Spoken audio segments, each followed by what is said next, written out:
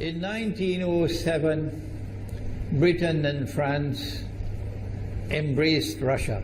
They used honey, in a triple alliance, Britain, France and Russia. And the honey that they used to trap Russia was that if we win the war that's coming with the Ottoman Empire, you will get Constantinople, which is what Russia wants. But they promised Russia one thing through the front door, and they took it back through the back door, like what they did to the Arabs. These are people with PhDs in deception. If they tell you that the sun is shining, don't believe them. Go outside and look up in the sky, see whether the sun is shining.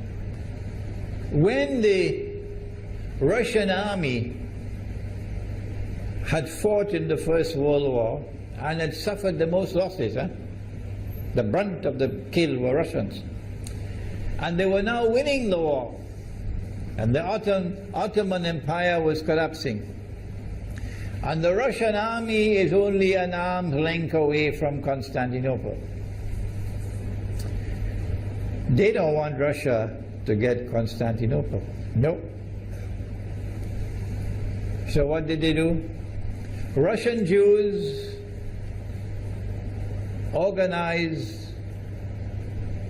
and executed the Bolshevik Revolution, which overthrew the Russian monarchy.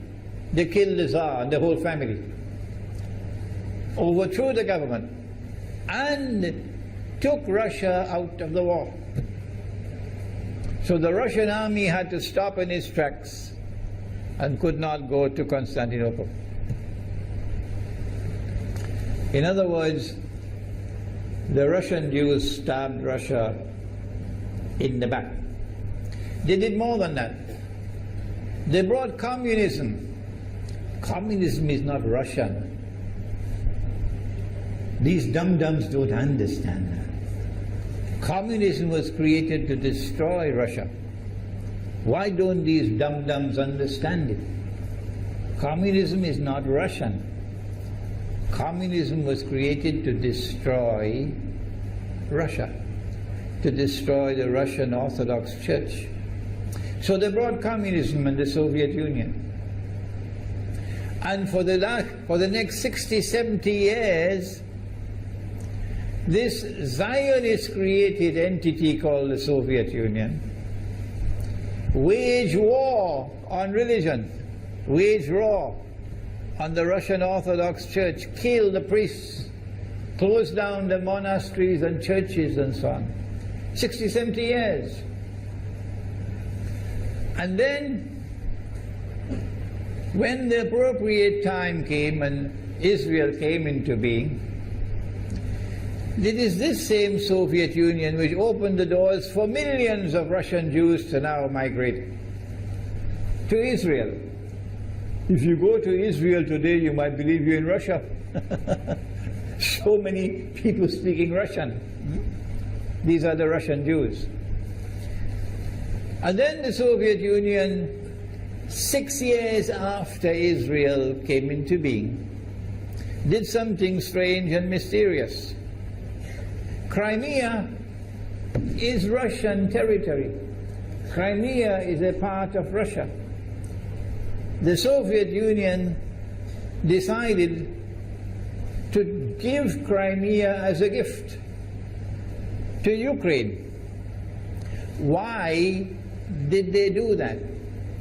The historians don't tell you. So let Imran tell you. They gave Crimea to Ukraine in order to stab Russia in the back one more time.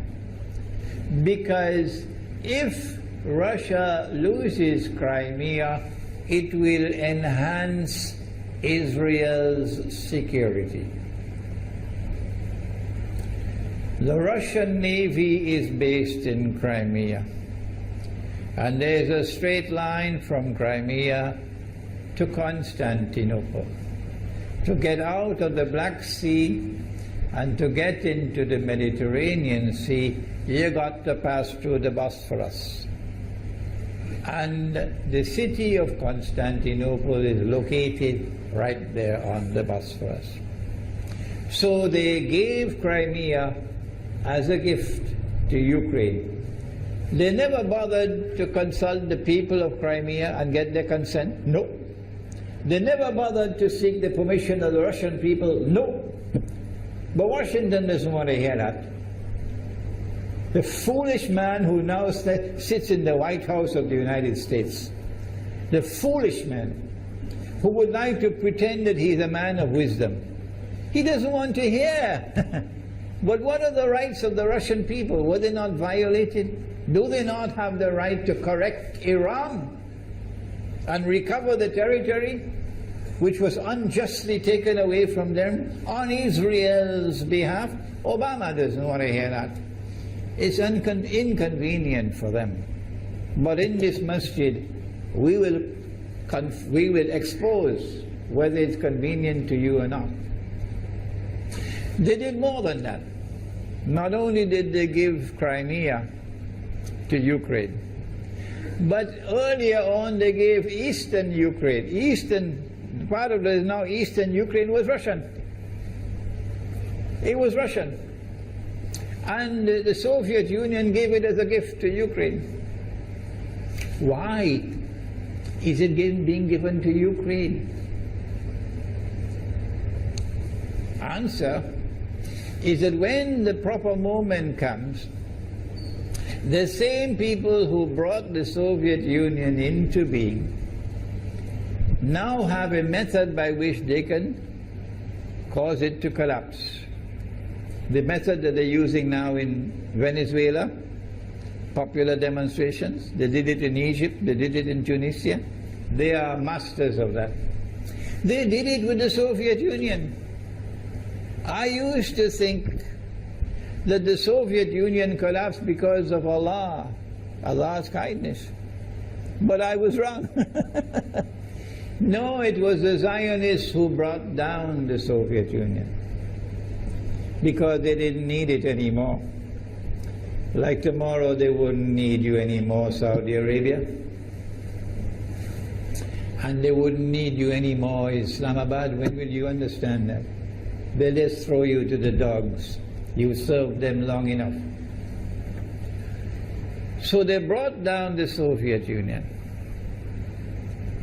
Why? So that Ukraine might emerge as an independent state.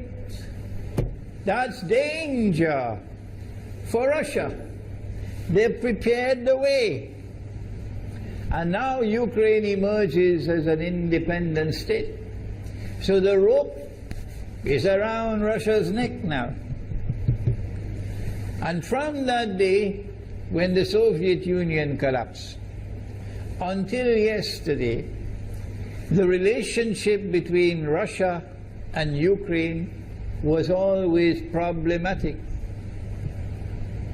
But the people of Ukraine still had the good sense and wisdom to appoint a government that was pro-Russian.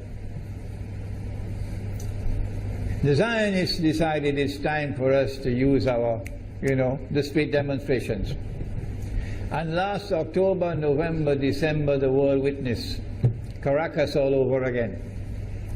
And eventually, the Zionists got what they wanted.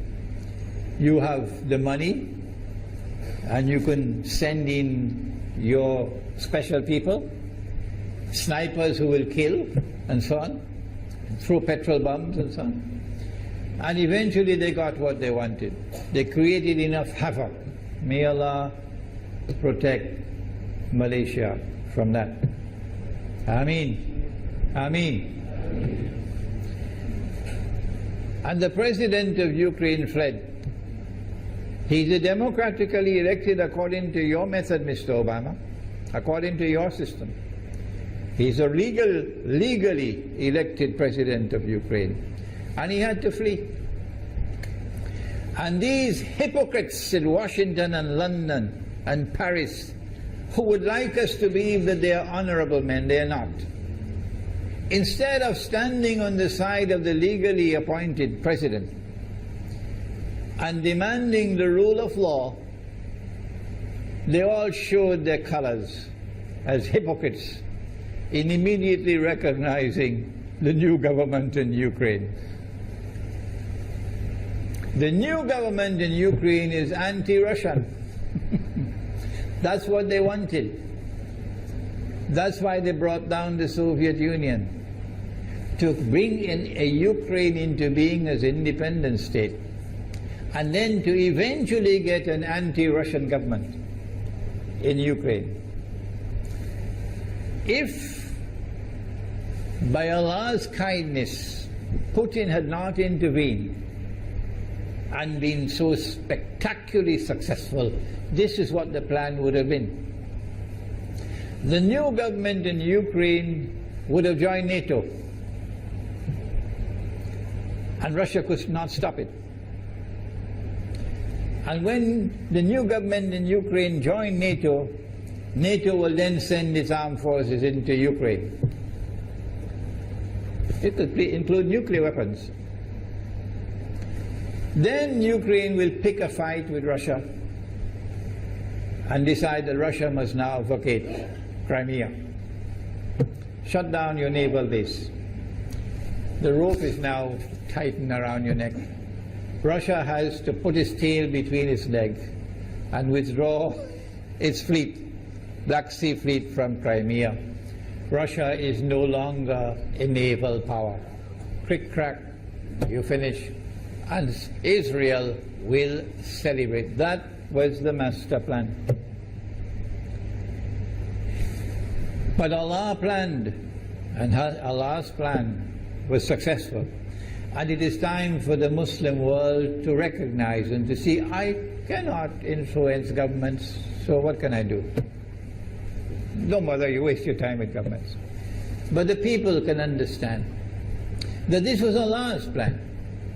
They planned, the enemy planned for so long, and at the last moment Allah intervened.